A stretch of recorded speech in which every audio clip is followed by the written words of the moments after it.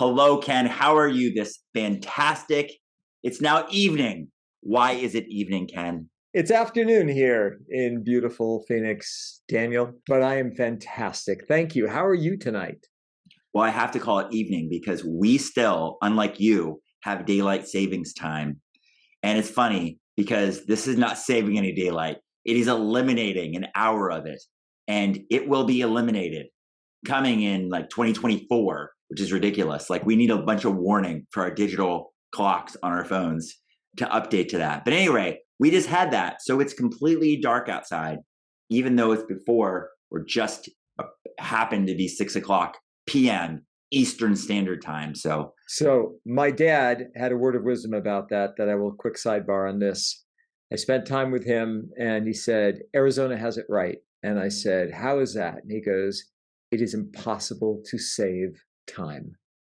You can't. Why would you have daylight savings time? You're not saving anything. Time can't be saved. And I loved that. So there we have it. Daylight savings time is over for everyone except Arizona because we never observed it to begin with. Aren't you special? Ken, I have a question for you. Yes, sir. Are you open? What's that all about, Dan? Wow. Well, this is it's an interesting question, and it can apply to a lot of things in life. But Yeah. the way I think about it is, let's start with business, right? You and I are both business consultants. We help businesses with different things, areas to improve. And one of the most interesting, I'll say, if the word dichotomy is correct here, is the fact that they will invest in things they believe will help them improve. So therefore, hire a consultant that can help them grow, improve, be better. Yet, when it comes down to it, I don't think many of them are open. And what I mean by that is they're not, in this case, they're not really open to changing their approach, to change the way they're doing things. They seem to be stuck, right? Which is really the reason they looked for and found me and invested in me in the first place, is because they felt stuck. They wanted some sort of change, some sort of growth, to get unstuck. Yet, when it comes down to the advice that I could provide, it seems to be that they're stuck in being stuck. They are not open. You know, it's interesting. The physical attributes of being open and being closed often manifest in really obvious ways. I remember walking through this large room where several employees were working for a client that I was consulting with. And I just observed their postures. And several people were heads down, shoulders hunched in, and just staring at the desk. There were others whose shoulders were back. They were kind of sitting up. They were looking at their screen. They looked around. They just had a sense of openness in their physicality. And as time went on, there seemed to be a correlation between the folks that had that open posture and the amount of creative ideas that they generated and their attitude.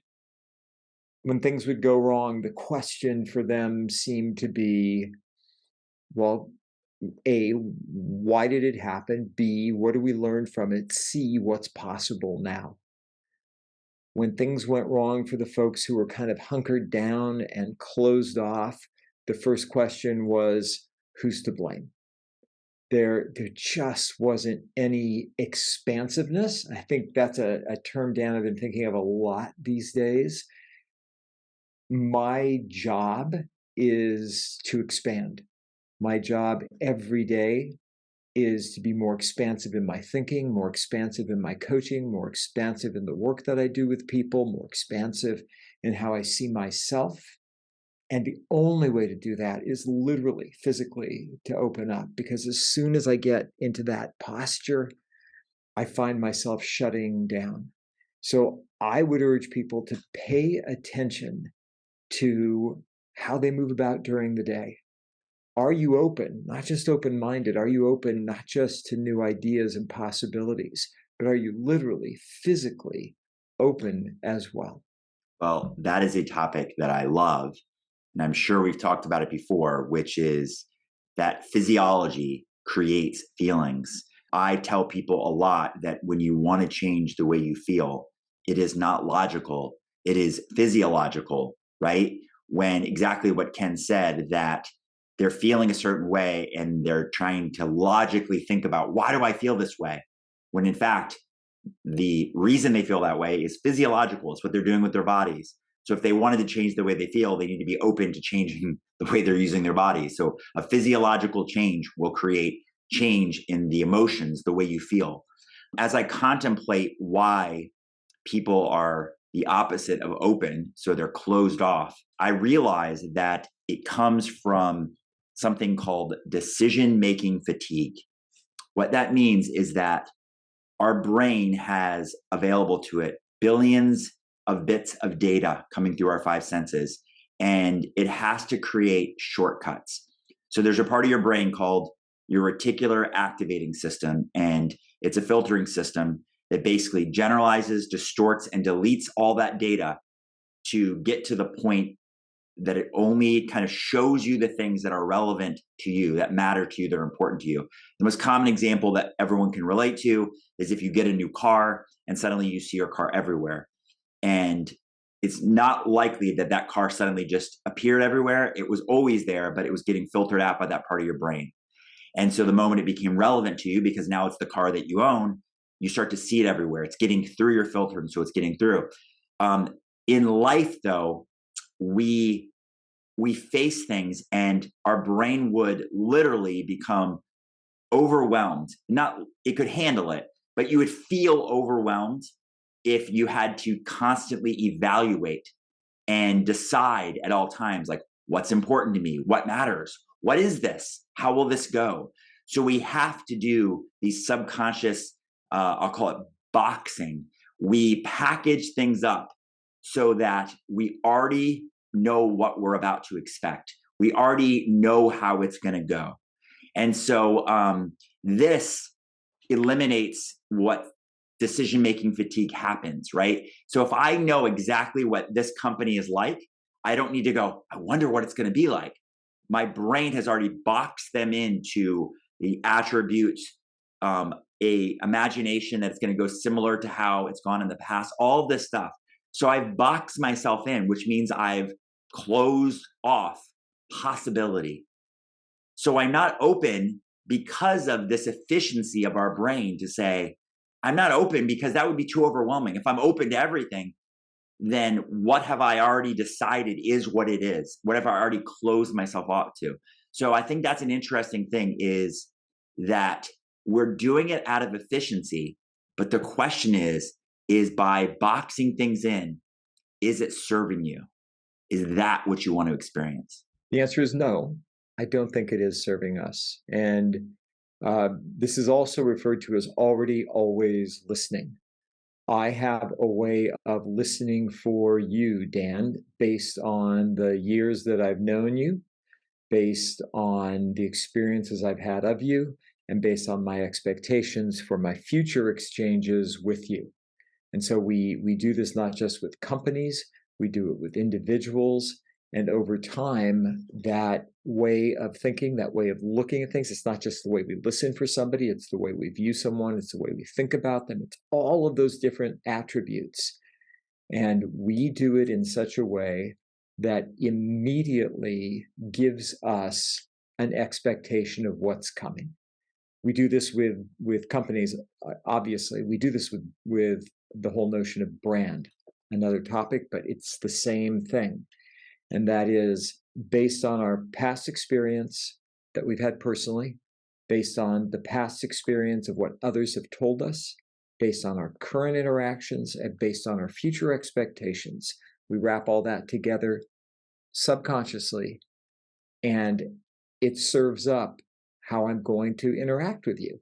Before we got on this podcast today, I had a sense of like, this is going to be fun. I love talking with Dan once a week. This is going to be a good time. There's never been anything to indicate otherwise. So, does it serve us? I guess there is an efficiency in it, but I think the downside is that as we close off more and more and more, we don't have the opportunity to open up and go, well, what else is there about Dan that I don't know? What else is possible in my relationship with Dan? What else could we be talking about? How else could we interact? What else could we take on together? Because right now, my already always listening for you is we mentor each other. We do these podcasts once a week. We're friends. All of that's great. But I suspect there's a lot more here if I would allow myself to open up. And going back to that original question, why do people close off? It's safer. It's safer to be closed. And you think about the relationship between the physicality that we were just talking about and the emotional experience, the intellectual experience. It's just safer to know the way things are. Certain people are just wired to feel more comfortable that way. It's like, if I know what to expect, Dan's going to be this way, Jane's going to be that way, Jose's going to be that way, the company's going to be this way. I don't have to process anything. It's easier, it's safer. I don't have to risk anything. I don't have to put myself out there. And as a result of that, I can move through every day with relative confidence and assurance that today is going to be like yesterday, which will be like tomorrow. That would drive me insane. But some people I know find comfort in that kind of consistency. And I think that's what this relates back to. So, for those of you who haven't seen the movie Groundhog's Day, about to give you a spoiler. The spoiler is the main character wakes up and it's the same day over and over again. It happens to be Groundhog's Day, per the title. And that seems to be a major complaint for people. Ken just said it would drive him crazy. That is the complaint. It's like, why is my life a broken record? Why does history keep repeating itself? Same stuff happens, just a different day. Comes back to Tony Robbins talked about human needs in the last one, but he called it the 6 human needs, and 2 of them work off each other: certainty and then uncertainty. The uncertainty being variety, right? We get a lot of comfort. It is something that we need to be able to predict, right? We need some certainty, or else we can't just live in that uncertainty all the time because we don't know what's going to happen. We get too overwhelmed or scared. So we need some sense of predictability, certainty. But we also, that becomes too routine. We need some variety. We need some uncertainty in our lives. So the question comes down to, how do you go from being closed off to being open?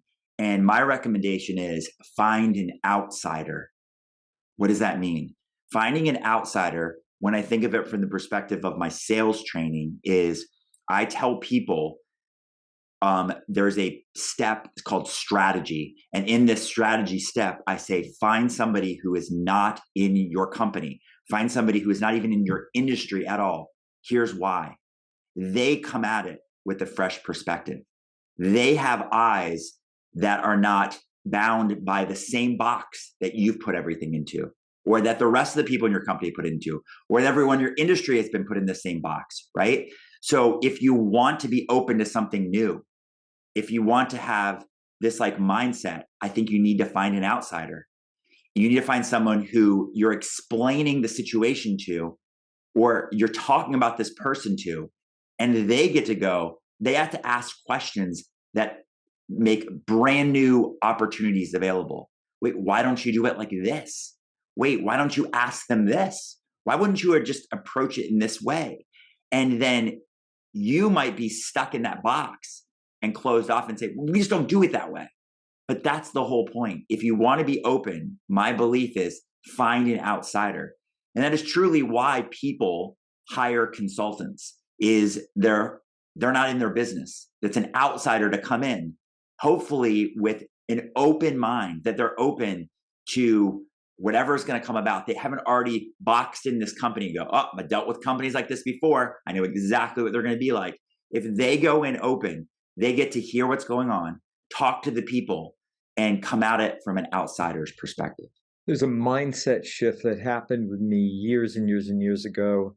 I did some work with the Landmark Forum, and one of the principles that they talked about was the notion of living in the question. And they defined it in this way: can you be with life as it is and as it is not? Can you literally live in that question? And there's tension in that, right? It's like, can I actually really, really, really be with this, not knowing how it's going to resolve, not knowing how it's going to turn out? Can I just be so present to everything that's happening that I'm okay with the question? That's the antithesis of how we're trained. I don't think that when I think back to my childhood and growing up, there was just this emphasis, and it was a way different time. No internet, no social media, but there was an emphasis on every year you should be striving for more predictability. You grew up, you went to college, got married, you had kids, the house, the white picket fence, 2.4 children, the dog, all of those things. And then you got to your retirement and everything was quiet and lovely. You'd be sitting by the fireplace smoking your pipe while your wife dutifully prepared dinner. Again, a very different time and a very, very different mindset. But it was, I remember it. I'm 63 now. I remember it to this day, just that notion of it should get more predictable, it should get more contained, it should get easier with time. Every year, there should be a sense that you have more control and that life is exactly on track. You've saved plenty, retirement's happening, all those things. There was never, in my experience growing up, any commentary about living in the question. It was about what are you doing to control circumstances around you so you won't have things that are unpredictable? What are you doing to make sure that your life becomes more and more and more predictable? Because that's the path to success. And if you follow that path, then your chance of having bad things happen to you is going to be greatly diminished.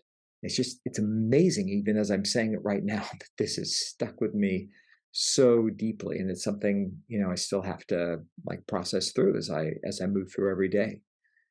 So I think there is that notion of predictability equals success, predictability equals safety, predictability equals calm, predictability equals a good life.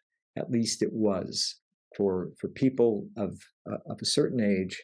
That's how we were raised. And now we're in this very disruptive era. And so I almost think that it's more challenging for those of us who bridged the divide.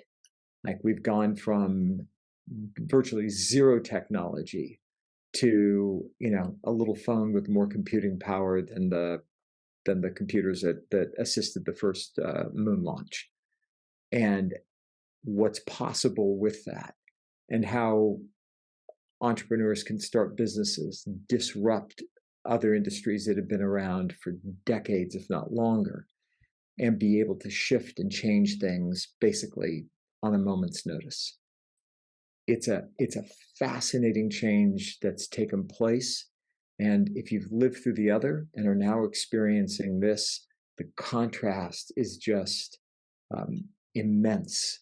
And so the question for me always comes back to that notion of, can I be with it just as it is and as it isn't? It's not as I thought it would be when I was growing up with Ozzie and Harriet and Leave It to Beaver and all those other TV shows that portrayed that kind of a life. It's very, very, very different now.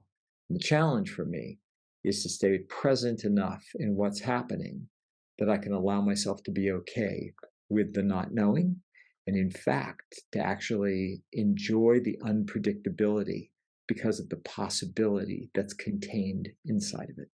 For those of you who find yourself being closed and you are living in this, like I call it, a box, inside of that box is limitations that you're placing on yourself.